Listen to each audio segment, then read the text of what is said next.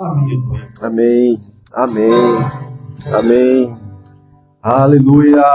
Quero saudar a igreja com a graça e a paz do nosso Senhor Jesus Cristo. Quero também saudar os irmãos que estão nos assistindo pela internet.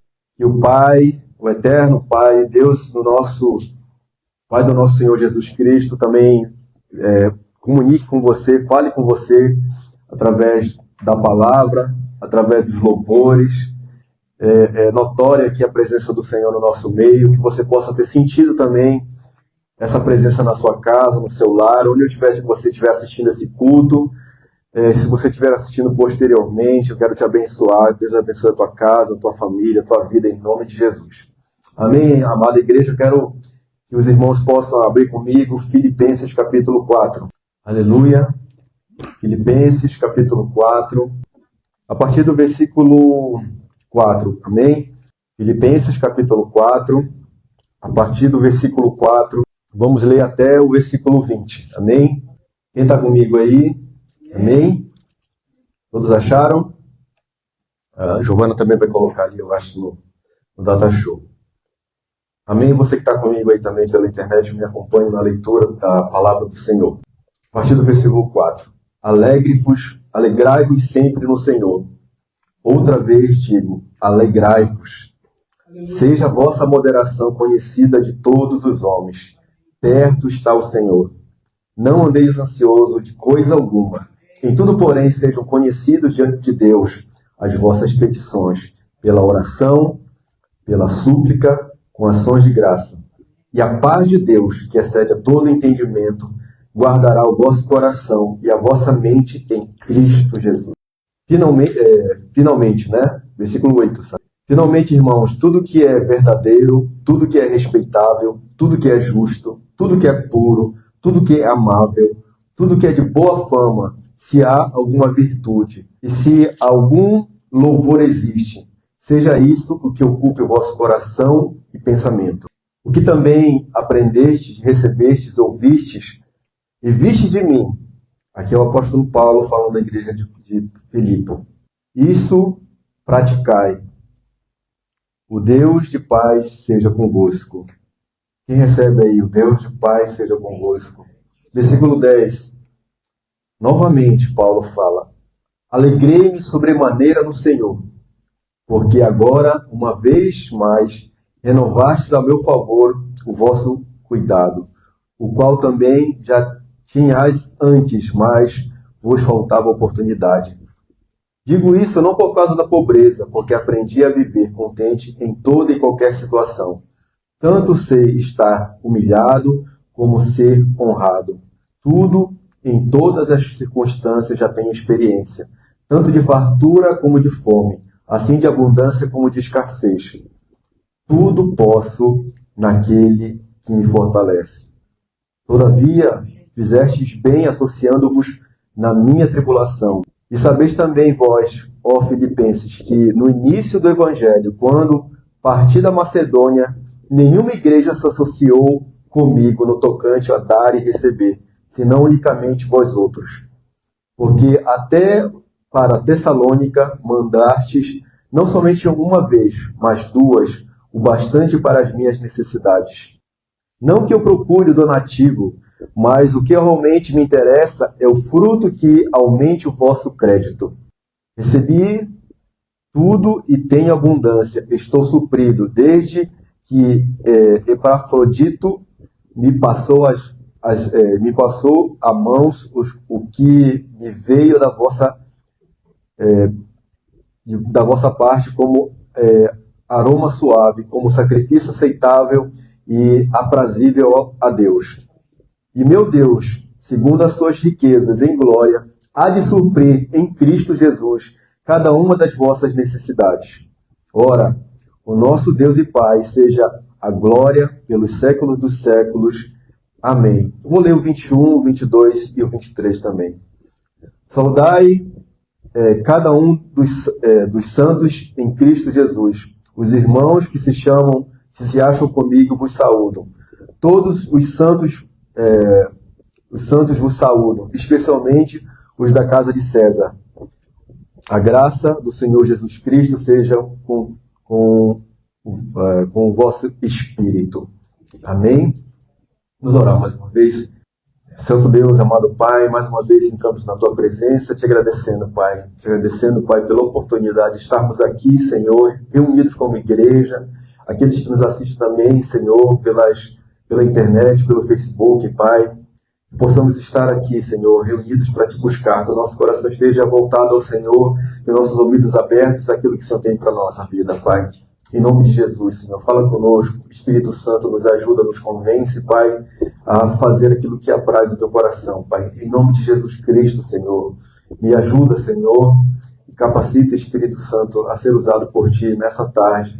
Em nome de Jesus Cristo, Senhor. Essa é a minha oração, é a oração da Tua igreja, Pai. Que possamos ouvir a Tua palavra e vivê-la, Pai. Não somente como ouvintes, mas praticantes da Tua palavra, Pai. Em nome do Senhor Jesus, Pai. Em nome do Senhor Jesus. Amém, amém, e que assim seja. Queridos irmãos, aquilo que Deus colocou no meu coração para essa tarde de domingo, Deus me colocou essa frase, né? Tudo posso naquele que me fortalece, que está lá em Filipenses capítulo 4, versículo 13. Mas eu queria, antes de trazer, a gente explanar essa frase do apóstolo Paulo, eu queria trazer todo um contexto que Paulo, ao usar essa frase, estava envolvendo esse contexto. Todos nós queremos ser felizes, amém? Quem não deseja ser feliz aqui, levante o braço. Ninguém, né? Todos nós queremos ser felizes, porém nós sabemos que nós vivemos num mundo caído. Esse mundo é caído. E nós teríamos vários problemas nesse mundo. Jesus já falou que no mundo teríamos aflições. E nesse mundo nós temos problemas, nós temos dificuldades, nós enfrentamos lutas. Mas o apóstolo Paulo fala que nós devemos andar contentes em toda e qualquer situação, que sejamos felizes. Então, queridos, aquilo que o Senhor colocou no meu coração para essa tarde é contentamento, felicidade, saber que o Senhor está conosco, a fidelidade do Senhor em meio às lutas, em meio às dificuldades dessa vida. Deus está sempre suprindo as nossas necessidades, está sempre andando conosco. Às vezes muitas vezes, por causa das dificuldades da vida, principalmente hoje, é pregado um evangelho muito imediatista, um evangelho instantâneo, que as pessoas querem viver os milagres de imediato, querem as transformações imediatas. Mas a gente sabe que muitas vezes Deus ele se mostra no cotidiano da vida. Deus ele trabalha no cotidiano das nossas experiências da nossa vida. E às vezes as pessoas, quando passam por essas situações, esses problemas da vida, quando elas enfrentam essas lutas que todos nós enfrentamos, muitas vezes as pessoas se veem, parece que desamparadas por Deus, quando na verdade não é verdade isso.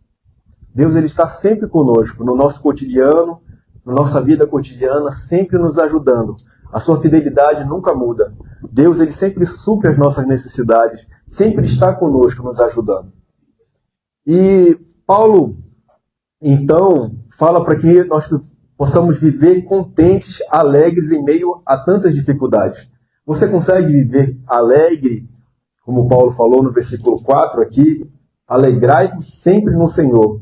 Outra vez digo, alegrai-vos. Queridos, se nós formos entender o contexto dessa palavra aqui, quando Paulo escreveu a igreja de Filipe, Paulo estava preso em Roma por causa do Evangelho, por causa de Cristo, por causa das boas novas. Quando Paulo escreveu essa carta à igreja de Filipe, ele estava preso. Paulo esteve em duas prisões ali em Roma, uma prisão domiciliar e uma prisão que se chama prisão marmetina, que é uma prisão no subsolo. Essa prisão é direcionada para pessoas que eram consideradas pelo Império Romano inimigos do Império Romano. Eram pessoas que ficavam isoladas, totalmente isoladas. Então Paulo, primeiramente, pelo fato dele ser cidadão romano, ele ficou numa prisão domiciliar. E nessa prisão domiciliar ficavam os soldados com ele, dia e noite, noite e dia. Enquanto isso foi uma oportunidade que Deus deu para Paulo, para que ele pregasse o evangelho aos centuriões ali da guarda imperial, Aquelas pessoas que guardavam Paulo eram da casa de César, como ele fala aqui nos últimos versículos aqui de Filipenses 4. Ele fala, os da casa de César saúdam a igreja de Filipe. De que ele estava falando? Estavam falando dos soldados romanos. Os soldados romanos que estavam ali guardando ele na cadeia, na prisão, se converteram. Deus usou a vida de Paulo para converter aqueles soldados, aqueles funcionários do Império Romano. Queridos, então Paulo entendia que tudo cooperava para o seu bem. Queridos, às vezes a gente não entende as coisas que muitas vezes nos acontecem. A palavra de Deus fala que tudo coopera para o nosso bem. Mas às vezes tem situações na nossa vida que a gente passa, as experiências que nós passamos na vida, parece que não fazem a gente cooperar para o nosso bem naquele momento da nossa vida. A gente pensa que aquilo, sabe, são os males dessa vida, que aquilo que nós estamos vivendo ali não serve de nada para a nossa vida. É apenas uma dificuldade que nós estamos passando, uma luta, uma batalha que nós estamos enfrentando ali na vida. Mas Deus, ele usa todas essas experiências da nossa vida para transformar naquilo que glorifique o seu nome. Glorifique o nome do Senhor Jesus. Então, queridos, nós vemos aqui o cuidado de Deus. O cuidado de Deus, ele raramente se manifesta de forma espetacular aos olhos humanos. Muitas vezes nós pensamos no cuidado de Deus como algo espetacular, algo grandioso, que nós precisamos ver a cada momento. Mas como eu falei aqui desde o início, o cuidado e a fidelidade de Deus, ele se mostra no cotidiano do dia a dia. Só o fato de nós acordarmos pela manhã, podemos respirar o ar, podemos nos levantar, podemos ter a oportunidade de ir trabalhar, de cuidar da nossa família. Isso tudo é uma oportunidade que Deus nos dá. Tudo um cuidado de Deus para a nossa vida. Mesmo que nós possamos estar passando por problemas nessa vida, Deus está sempre cuidando de nós, nas pequenas coisas. Mas Deus, ele não se mostra dessa forma espetacular na maioria das vezes. Ele se revela por meios discretos, pessoas comuns, decisões simples e processos longos. Deus, ele se mostra dessa forma no nosso dia a dia. Nas pequenas coisas do dia, se a gente conseguir perceber e discernir, Deus, ele está sempre lá. Deus está sempre lá caminhando conosco. Deus é aquela pessoa que está, o Espírito Santo ali, nos ajudando, nos capacitando, nos guiando, nos direcionando. E se a gente não conseguir perceber isso, a gente se torna crentes que são naturais, são carnais, que não conseguem perceber, só conseguem ter a sua fé ativada quando ele vê, como Tomé. Mas, como o John ministrou aqui, não somos aqueles que vivem pelo aquilo que a gente vê, pelas situações que nos envolvem. Nós vivemos pela fé. Independente das situações que nós possamos estar passando. Então, amados, nós vemos aqui o cuidado de Deus, o cuidado divino, em todos os momentos da nossa vida. Amém? Você consegue perceber esse cuidado de Deus? Quando nós não compreendemos esse agir de Deus no cotidiano, nosso coração se torna ingrato, ansioso e preocupado. Não é verdade? Quando a gente não consegue muitas vezes perceber que Deus está conosco, mesmo nas nossas lutas, mesmo nas nossas dificuldades, mesmo na dor, mesmo na aflição, mesmo na doença, quando nós não conseguimos perceber que Deus está lá, muitas vezes nosso coração pode se tornar ingrato, ansioso e preocupado.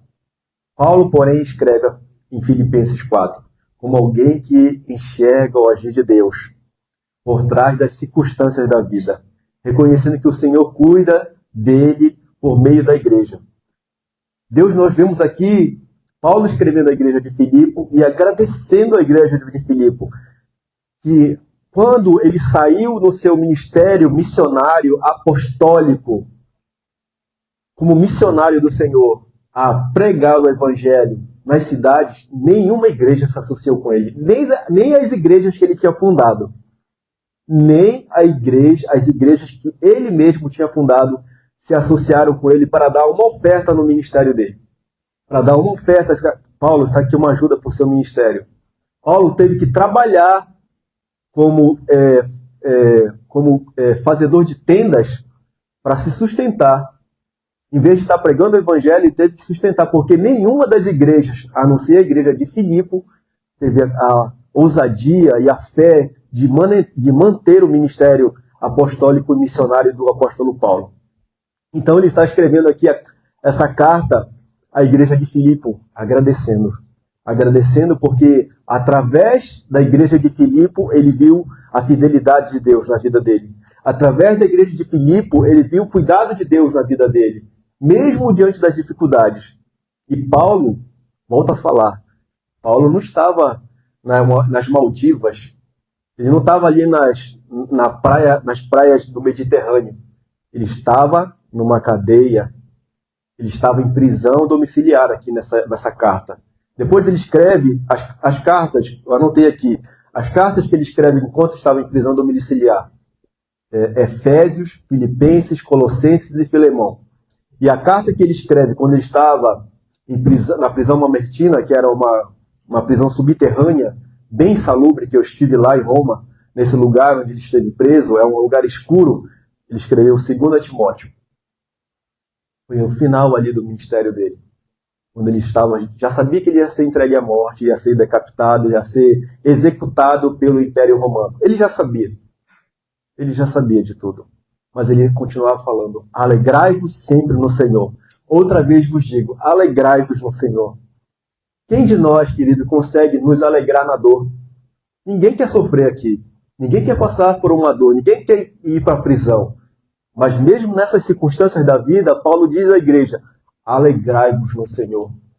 Se alegre no Senhor, igreja. Essa deve ser a nossa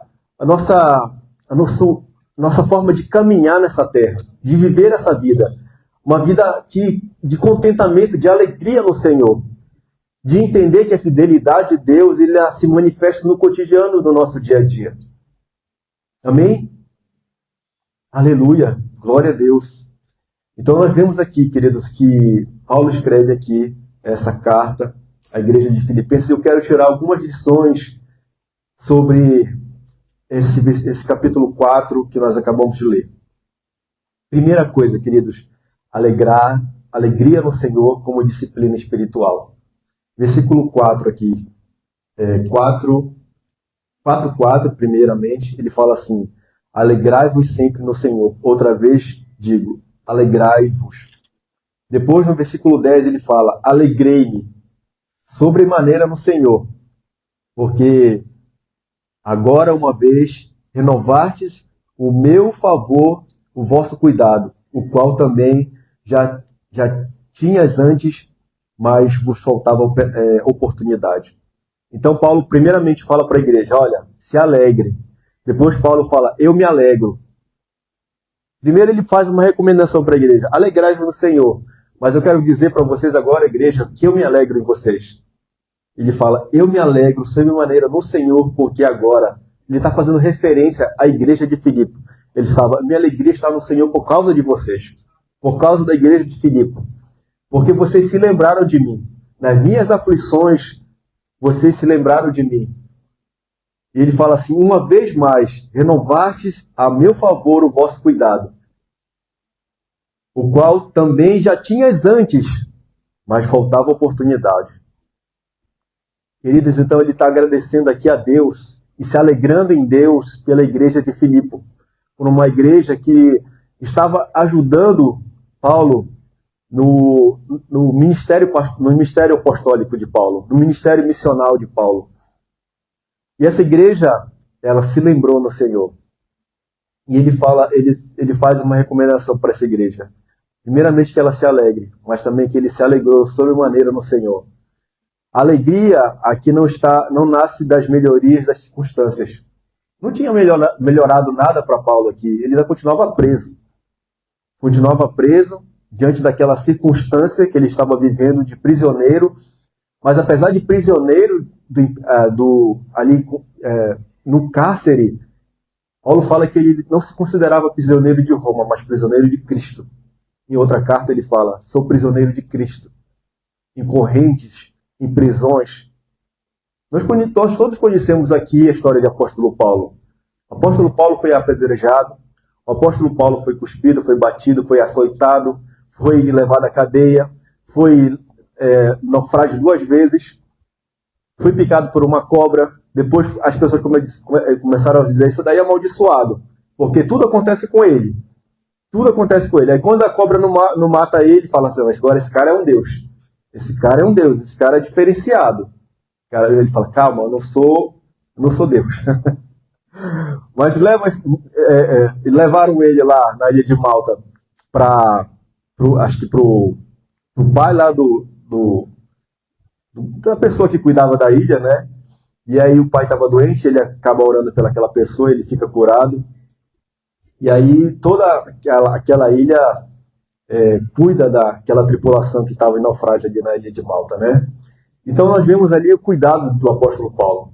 O apóstolo Paulo, ele combateu com feras, ele fala. Feras, não feras de animais, mas pessoas que pareciam feras. Tanto essas pessoas eram tão más que iriam ao ponto de matá-lo, queriam apedrejá-lo.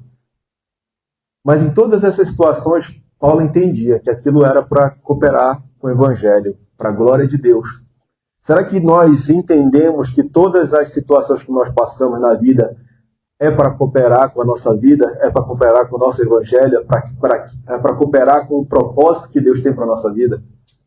Será que a gente só pensa que as nossas vitórias são para cooperar com o nosso bem, e as nossas derrotas e as nossas frustrações não são para cooperar com o nosso bem? Tudo, querido, tudo, seja a vitória, seja a derrota, seja, como Paulo falou, tanto ser exaltado como ser humilhado.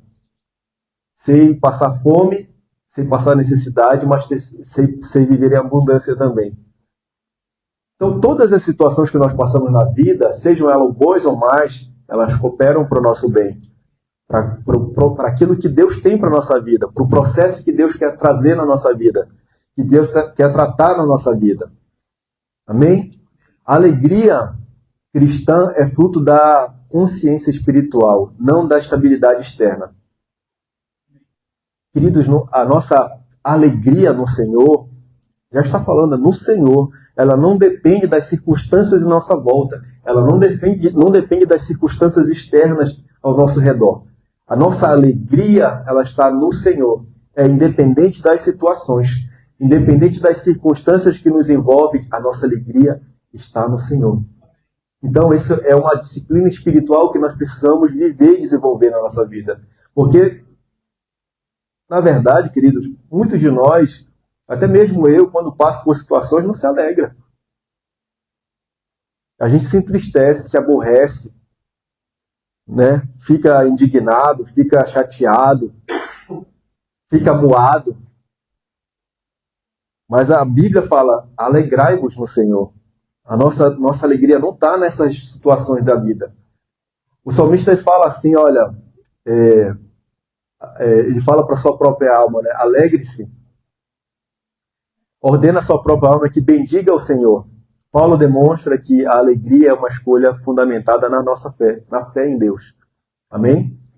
A alegria no Senhor é uma disciplina espiritual que sustenta a nossa vida interior. Quando um cristão perde a alegria do Senhor, perde uma fonte essencial de força. A alegria do Senhor é a nossa força.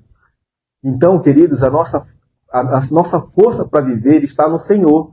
A nossa alegria está no Senhor. Se a gente perder essa força que vem no Senhor, a gente perde também a alegria de andar. A alegria do Senhor é a nossa força. Não é a ausência de problemas que fortalece a nossa fé, mas a presença de Deus reconhecida no meio dele, no meio das dificuldades. Querido, é isso que fortalece a nossa fé. Quantas vezes você olha uma pessoa e tem a sensação que ela está em guerra consigo mesma, ou com a vida ao seu redor? Quando muitas vezes a gente olha para uma pessoa, parece que essa pessoa está em guerra às vezes consigo mesmo ou com o mundo ao seu redor. Não é verdade? E a gente olha para aquela pessoa e ela está amuada, ela está entristecida, ela está brava, ela sempre está daquele jeito. Isso significa que essa pessoa não aprendeu a viver contente, não aprendeu a viver feliz, na alegria do Senhor, não conseguiu experimentar a alegria do Senhor, que é a nossa força. Muitas vezes nos falta força porque não temos esse elemento de conexão com o Senhor, com o Espírito Santo e com o céu. Paulo aprendeu a viver contente só nas coisas boas da vida? Sim ou não? Não, né? Não, ele aprendeu a viver contente em toda e qualquer situação. Em toda e qualquer situação. Alegrai-vos sempre no Senhor, porque agora, uma vez, renovastes ao meu favor o vosso cuidado, o qual também já tinhas antes, mas vos faltava oportunidade. Amém, queridos? Então, Paulo aprendeu a viver contente em toda e qualquer situação da vida, em todas as circunstâncias, em qualquer situação. Em nome de Jesus, queridos, possamos viver dessa forma. Queria aqui ler, em nome de Jesus, aqui.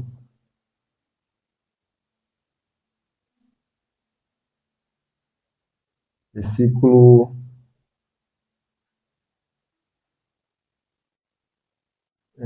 Aprendi a viver contente. Aqui, ó, versículo 11. Eu queria ler. Digo isso não por causa da pobreza, porque aprendi a viver contente em toda e qualquer situação. Querido, Paulo, ele aprendeu, ou seja, é um processo. Ele não era assim desde o início, mas ele aprendeu a viver contente em toda e qualquer situação. Então, existe um contentamento de Paulo em meio às situações da vida. Ele aprendeu a viver contente em toda e qualquer situação. Paulo aprendeu a viver contente em algumas situações da vida? Não, ele está falando em toda e qualquer. Não é algumas circunstâncias, não. É todas as circunstâncias, sejam elas boas ou más. Nós precisamos aprender a viver assim também. Contente em toda e qualquer situação da vida, em nome de Jesus. Amém?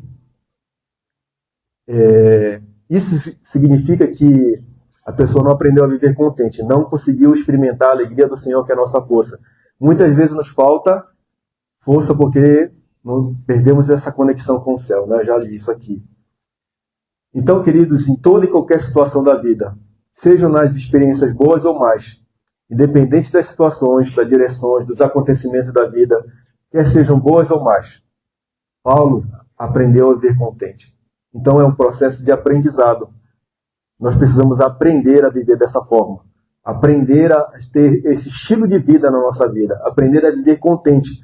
E quando eu falo aqui aprender a viver contente, e não se trata de conformismo. Amém? Eu não estou falando de conformismo, de você se conformar com as situações da vida. Não é isso que Paulo está falando. Paulo está falando que ele não se trata de uma paralisia, de eu vou ficar aqui, ó vidas, ó céu. Não se trata disso.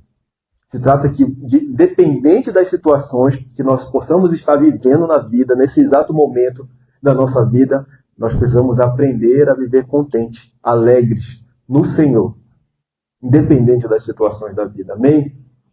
Em nome de Jesus. Então, queridos, o cristão atual precisa reaprender a alegrar-se não no que recebe, mas em perceber que quem Deus está usando para cuidar dele. A gratidão nasce quando se enxerga a mão invisível de Deus operando por meio do visível. Em nome de Jesus. Versículo 14 e 16. Olha só. Eu vou voltar lá no 13 depois, tá? Todavia fizestes bem associando-vos na minha tribulação. Não sabes também vós, ó Filipenses, que no início do Evangelho, quando parti da Macedônia, nenhuma igreja se associou comigo no tocante a dar e receber, senão unicamente vós outros. 16. Porque até para Tessalônica mandastes não somente uma vez, mas duas, o bastante para as minhas necessidades. Paulo reconhece aqui o cuidado da igreja de Filipe, os filipenses, como um instrumento de Deus direto para um cuidado divino, para cuidar da vida dele. Paulo aqui não está espiritualizando as necessidades. Nós todos temos necessidades, amém? E nem desprezando o auxílio material. Pelo contrário, ele entende que Deus age por meio da comunhão, da igreja, operando por meio da igreja. Nenhuma outra igreja se associou naquele momento com Paulo, o ministério de Paulo, mas Deus usou uma única igreja que estava disposta a cooperar com ele. Queridos, lembramos, por exemplo, do exemplo quando o Senhor Jesus estava com uma grande multidão e ele não queria dispensar aquela multidão porque eles não se haviam se alimentado. E aí, no meio daquela multidão, um rapazinho, ele tinha 5 pães e 2 peixinhos. O que acontece com esse rapaz? Com essa pequena provisão, era o lanche de um garoto, de um rapaz, talvez um adolescente. Deus usa uma única pessoa para alimentar uma multidão. Talvez nós possamos nos achar incapazes, pessoalmente falando, ou como igreja, possamos nos achar incapazes. Nós somos uma igreja ainda pequena, mas Deus pode usar uma igreja como a nossa para difundir o evangelho aqui nessa cidade, para pregar, para discipular, para curar, para libertar, para anunciar o evangelho. Amém? Queridos, e também através da internet, aqui é uma ferramenta de Deus também, para anunciar o evangelho. Então, nós vemos aqui que Deus ele usa coisas pequenas. Deus usa coisas pequenas e que parecem desprezíveis aos olhos humanos. E Deus usou uma única igreja para cuidar do ministério de Paulo. Paulo reconhece esse cuidado de Deus através dessa igreja, através da igreja de Filipos. Amém?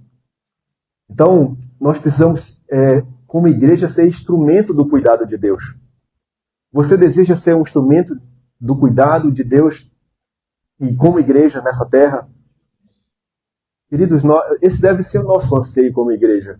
Ser instrumento de Deus nessa cidade, especificamente onde nós estamos aqui como igreja local, plantados aqui pelo Senhor. Esse deve ser o nosso desejo. O desejo de ser um instrumento de Deus para que o Evangelho, a proclamação do Evangelho seja proclamada nessa cidade, seja proclamada aqui no Tiriudante. Nós, como eu falei, nós podemos nos pensar aqui que somos pequenos e capazes, mas onde o Espírito do Senhor está, a liberdade, há curas, há milagres. O irmão Edilson aqui fez uma observação aqui, muito interessante. Realmente, eu percebi que existia uma certa dificuldade, né, na semana passada, e eu percebo muito isso desde aquela pregação que eu falei sobre cura e libertação. Vocês lembram que eu falei sobre cura e libertação? E repreendi demônios aqui nessa cidade, repreendi situações aqui nessa cidade, aqui do lado do nosso condomínio, pessoas aprisionadas. Então a gente está em batalha espiritual. E às vezes a gente baixa a guarda. Muitas vezes nós baixamos a guarda porque a gente precisa aprender a andar, a ver o invisível, até a visão espiritual de Deus.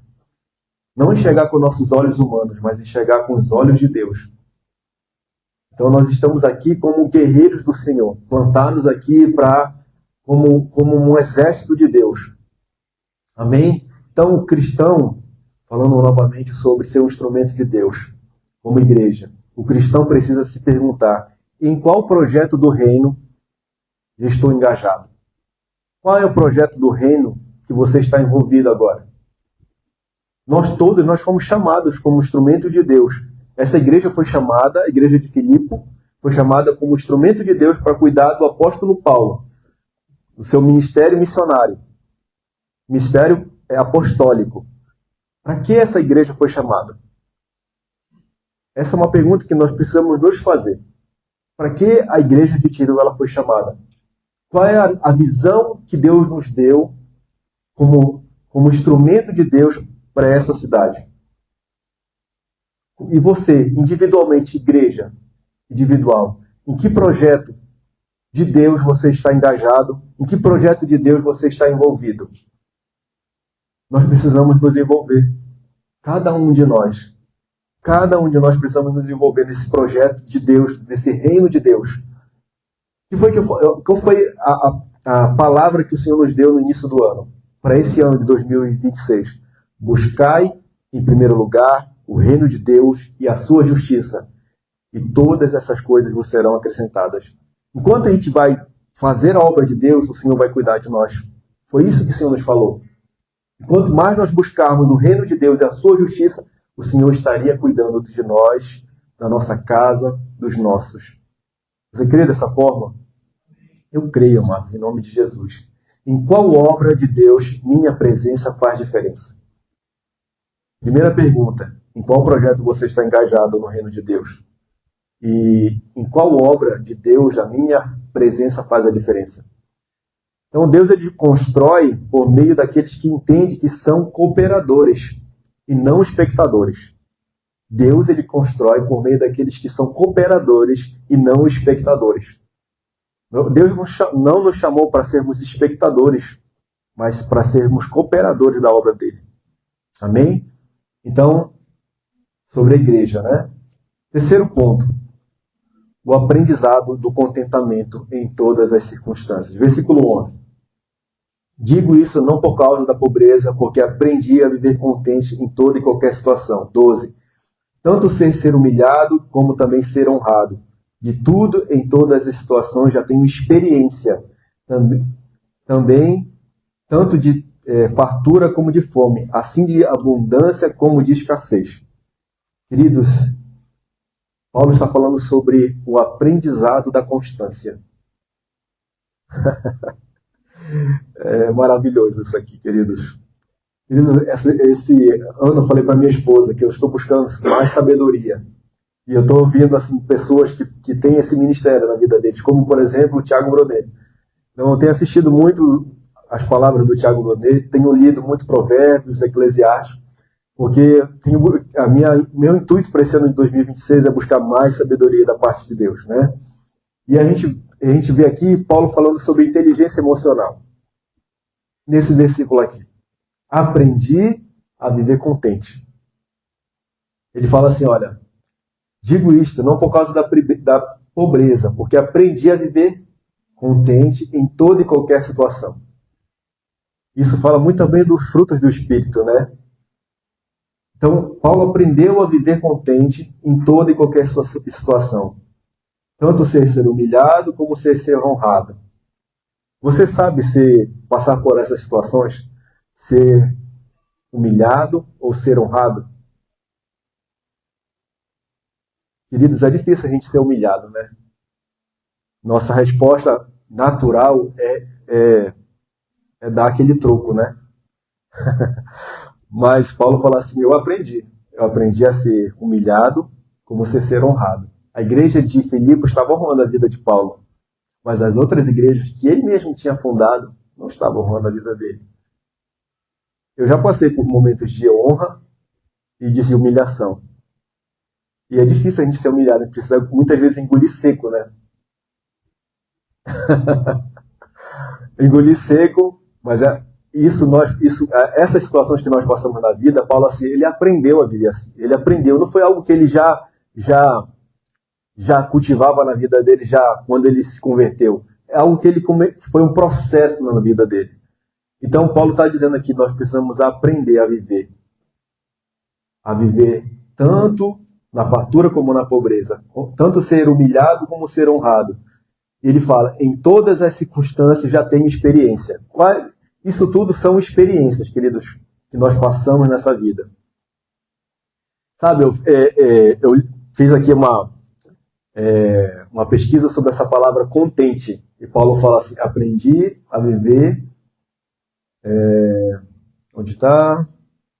Aprendi a viver contente, né? É isso que ele fala? Essa palavra do grego é autarkes, ou vem de... Sabe aquela palavra autarquia? Autarquia significa um governo autônomo, né? Essa palavra, tradução. Então, é uma indica uma autossuficiência espiritual. O que significa isso? Que ela não depende das circunstâncias externas, mas encontra a força interior em Cristo.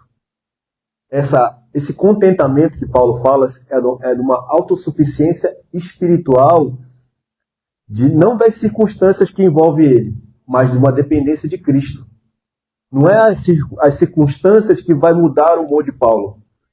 Então, isso precisa nos ensinar sobre nossa inteligência emocional, nossa inteligência espiritual. A passar pelas situações não como uma mulher e um homem carnal, mas como um homem espiritual. Aprendi a viver contente, a ter autocontrole em toda e qualquer situação.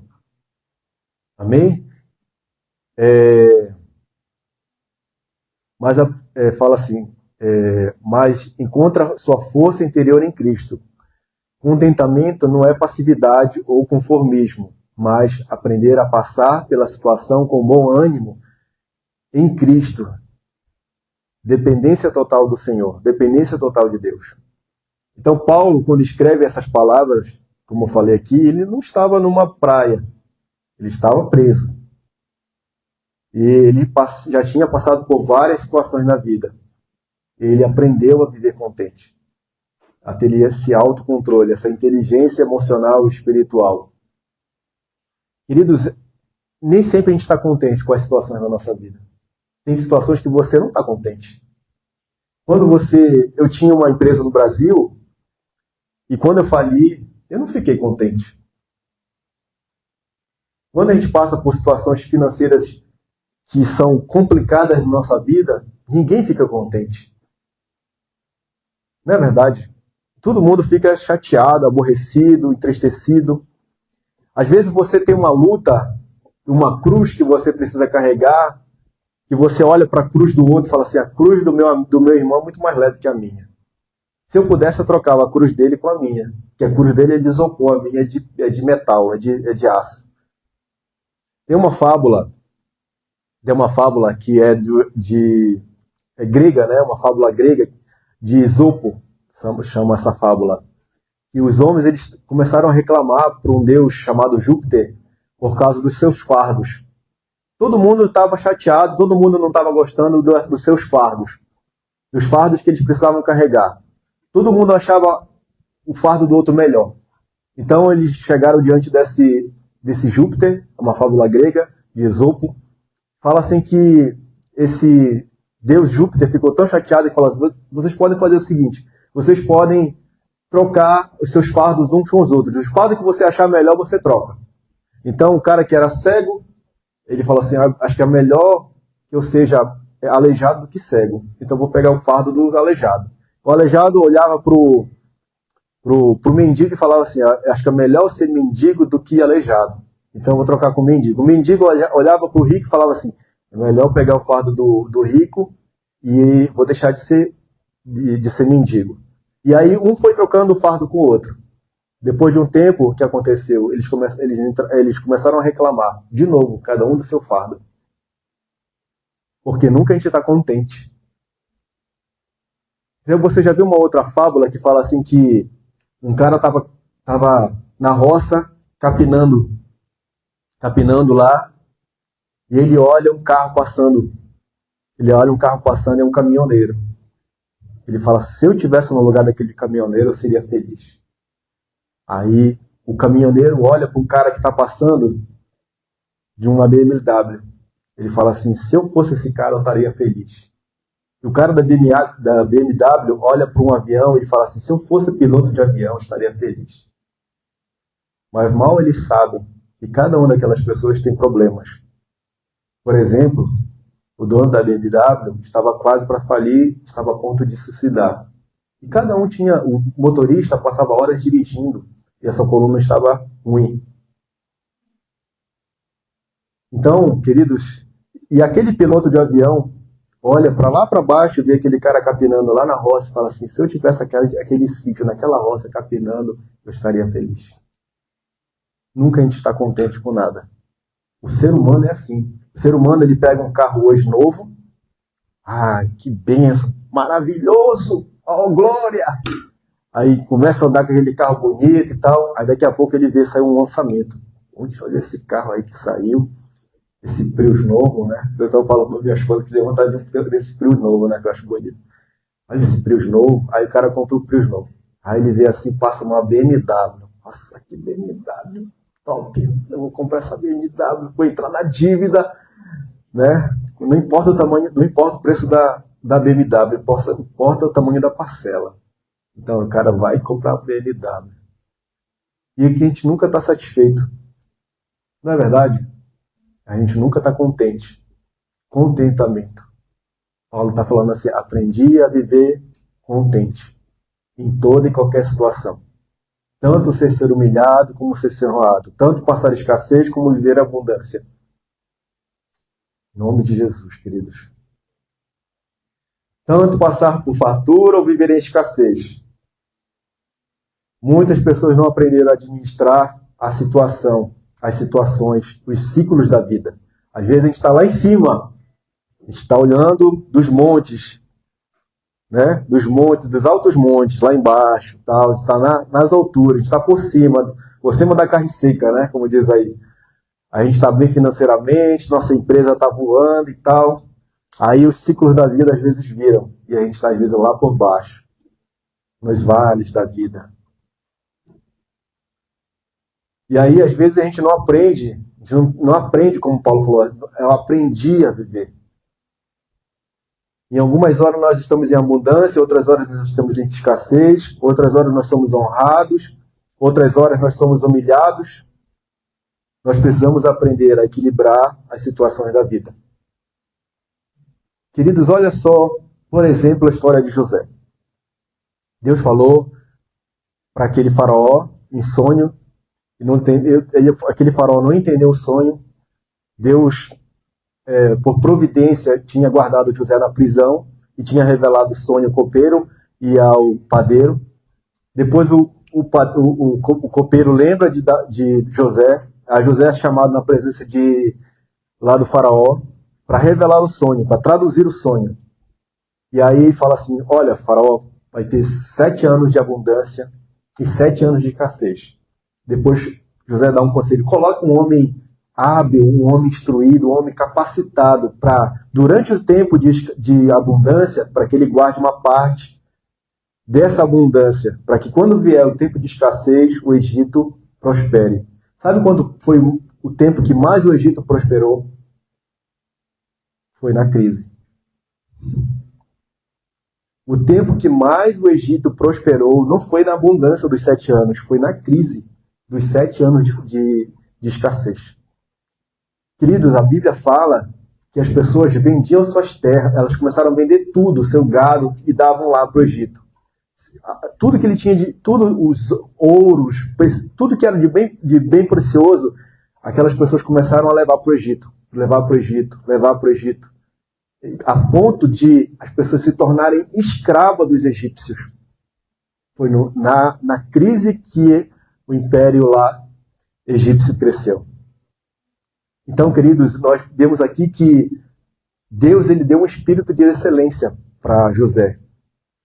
Ele teve sabedoria de passar e administrar a fartura. Às vezes a gente não tem sabedoria de administrar a fartura.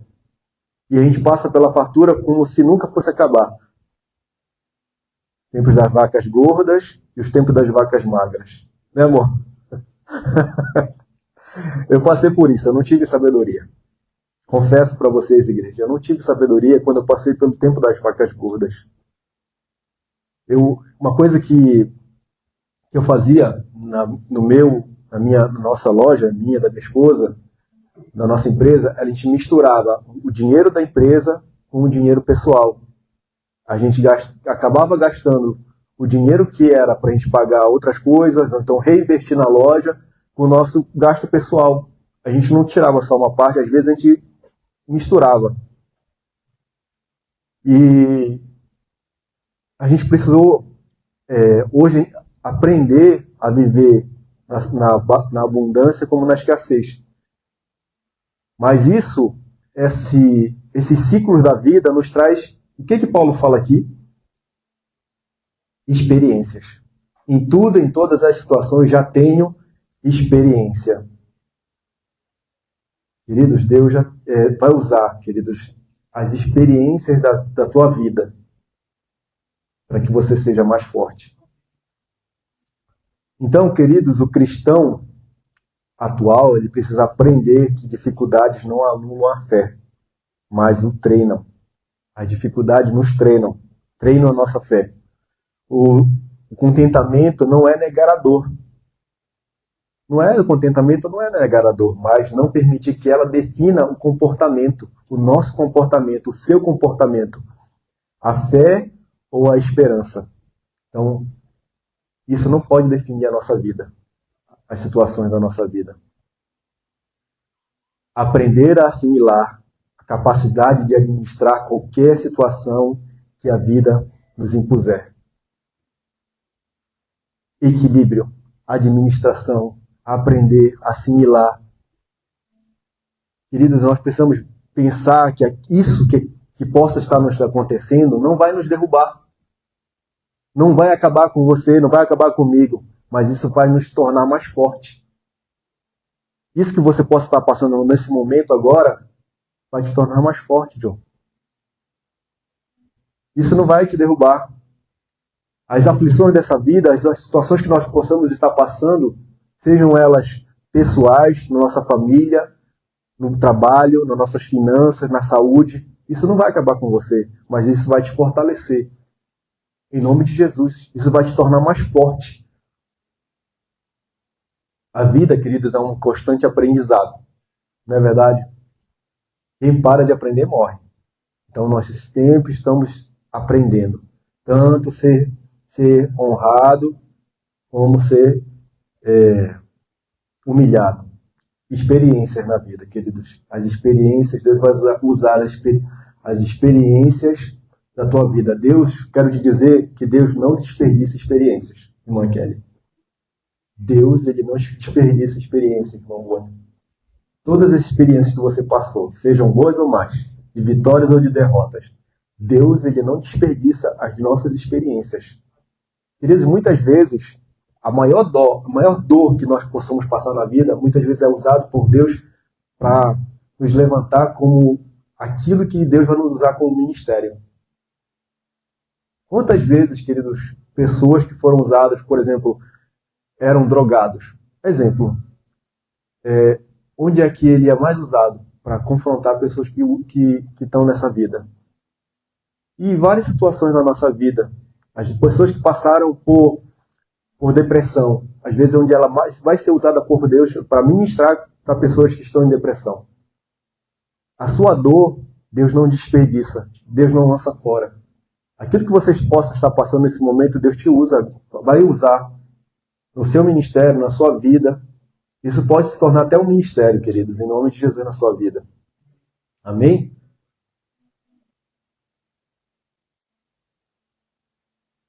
Então, experiências espirituais como construção da maturidade, da maturidade com Deus. Eu vou só passar aqui um pouquinho mais e agora eu quero falar aqui, já estou terminando, tá bom?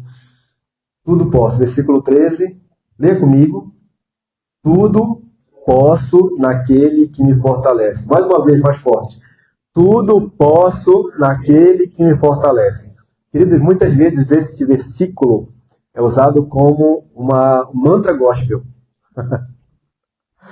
Como um mantra de vitória. Tudo posso naquele que me fortalece. E muitas vezes isso foi usado de forma errada pela igreja. Muitas vezes, queridos, muitas vezes a pessoa lia o versículo e fazia desse versículo uma doutrina e não lia o contexto todo do versículo. Paulo não está falando aqui que ele tinha um superpoder sobre-humano, nem um poder triunfalista sobre as situações da vida, mas a dependência absoluta de Cristo. Tudo posso naquele que me fortalece. Esse tudo posso é todas essas situações que nós já abordamos aqui. Tudo posso, queridos, é uma dependência absoluta de Cristo. Não está falando de sucesso pessoal, de fama, de conquistas grandiosas. Paulo não diz que pode porque é forte. Ou qualquer outra situação, mas porque decorre de uma fonte superior, que é Cristo Jesus. Cristo é a fonte da força que sustenta nas pequenas e nas grandes coisas da vida. Amém? Queridos, quem lembra, por exemplo, da passagem da viúva? Da viúva que estava ali, só tinha uma botija de azeite. Nós vimos ali naquela parábola que ela estava vivendo aquela situação. Mas ela não entendia que aquela pequena coisa que ela tinha, ela olhava com os olhos naturais. Mas com os olhos da fé, ela não entendia que aquele problema não era de escassez, mas de falta de visão espiritual. Vocês estão entendendo onde eu quero chegar? Às vezes, o nosso problema de escassez não é um problema de escassez em si, mas de falta de visão espiritual. Deus, ele na sua grandeza, ele nos ajuda nas nossas insuficiências, na nossa falta de fé. Porque, por mais difícil que possa parecer a nossa luta, Deus sempre vai nos dar um escape. Aquele momento daquela mulher, os filhos dela iam ser levados como escravos, a Bíblia fala. Meu marido era teu servo, era servo do Senhor, ele morreu, mas ele deixou uma dívida e meus filhos estão a ponto, os credores estão cobrando a ponto de levar meus filhos como escravo. E o profeta fala assim, o profeta Eliseu fala, o que você tem em casa? Eu não tenho senão uma botija de azeite, só isso que eu tenho em casa. Aquilo que você tem em casa, aquilo que Deus te deu, pode ser suficiente para fazer um milagre na sua vida. Talvez você não esteja entendendo, mas Deus sempre vai te dar um escape. Olha o que fala Coríntios, capítulo 10, versículo 13. Não sobreveio a vocês tentação que não fosse comum aos homens. E Deus é fiel, e Ele não permitirá que você seja tentado além de que podem suportar. Mas quando forem tentados, Ele lhes providenciará um escape para que possa suportar. Então Deus, ele não te prova além do que você pode ser provado. Junto com a provação sempre vem um escape. Quem foi o escape que Deus usou na vida de Paulo? Vocês estão entendendo a pregação? Foi a igreja de Filipe.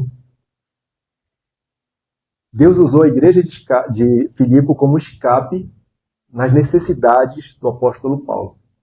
Quem que Deus pode usar como escape para a sua vida, nas necessidades, nas lutas que você vem passando? Então, queridos, Deus sempre nos dá um escape. O cristão atual, ele é chamado a viver acima das circunstâncias. Não por negação da realidade. Nós não estamos negando a realidade aqui. Existe uma realidade física, natural. Mas Deus, ele está acima dessa realidade física e natural. Nossa confiança está em Deus, no governo e na realidade de Deus. Quem governa a nossa realidade é Deus. A realidade espiritual comanda a realidade natural. Sempre, uma vez eu preguei aqui para vocês, trazer à existência aquilo que não existe. Lembra? Vocês lembram disso? Então, existem situações que você pode estar pensando, talvez meus filhos não estejam servindo ao Senhor, meu marido não está servindo ao Senhor, minha vida financeira não está bem, meus negócios não estão bem. Mas você começa a trazer, não olhar o Golias. Não começa a olhar o Golias. O que foi que Deus fez na vida de Davi? Bora só tirar o exemplo de Davi aqui. O que foi que Deus fez? Antes de enfrentar Davi, o Golias, o que foi que Deus fez? Quais são as experiências? Qual era o currículo de Davi? Davi fala aqui, ele enfrentou um urso e ele enfrentou um leão. Antes de enfrentar Golias, talvez as experiências que você tem estejam te preparando para enfrentar o Golias que vai te tirar do anonimato para o sucesso. Para a glória de Deus. Isso é para a glória de Deus. Amém? Então, queridos, Deus, ele sempre vai usar seus filhos que creem e confiam nele. Sempre vai dar um escape. Então, O escape que Deus usou na vida do apóstolo Paulo foi a igreja de Filipe. Nós conhecemos aquilo que plantamos. Nós colhemos aquilo que plantamos. A igreja de Filipe foi para Paulo o que Deus usou para o seu escape e manutenção do seu ministério apostólico e missionário. Quem é o seu escape? Será aquele que você plantou e semeou. Amor, graça e misericórdia. A ceifa está diretamente ligada à semeadura. Você crê nisso? A ceifa está diretamente ligada à semeadura. Tudo que você passa são sementes. Você está semeando, sejam situações boas ou más. A ceifa está diretamente ligada à semeadura, pois tudo que houve semear, isto também colherá. Por isso que a palavra de Deus fala que Deus dá semente ao que planta e pão ao que come. Amém? Então, queridos, tudo posso naquele que me fortalece. Queridos, a nossa fortaleza está no Senhor. A nossa segurança está no Senhor. Não está na nossa força do nosso braço, na nossa capacidade humana, na nossa capacidade intelectual. Eu sou o bambambam, sou o cara. Não, não está nisso. Não está na nossa conta bancária. Nossa capacidade está no Senhor. Nossa confiança está no Senhor. Tudo posso naquele em Cristo que me fortalece. A nossa força vem do Senhor, vem de Cristo. Enquanto nossos olhos estiverem voltados, olhando para Cristo, nós seremos vitoriosos, independente da situação que nós possamos passar. Em toda e qualquer situação, você vai enfrentar aquela situação com contentamento. Aprendi a viver contente em toda e qualquer situação. Amém? Em nome de Jesus. Queria que você se colocasse de pé. Eu tinha muita coisa aqui para pregar, mas eu vou parar por aqui que já estou me alongando um pouquinho. Então, queridos amados irmãos, que nós possamos viver, queridos, em contentamento. Aprender a viver contente em toda e qualquer situação. Tendo discernimento que a nossa força, a nossa fé, a nossa esperança, a nossa perseverança, ela é encontrada na força do Senhor, em Cristo Jesus. Cristo nunca falhará. Cristo é fiel, Deus é fiel. A sua fidelidade, ela nunca muda. Então nós podemos confiar nesse Deus. O Deus que você serve não é um Deus que muda de opinião. Tudo que Ele promete, Ele cumpre. Então Deus, Ele guardará a nossa vida, nos capacitará a prosseguir. Que possamos viver como Paulo nos recomenda aqui. Com alegria, com contentamento.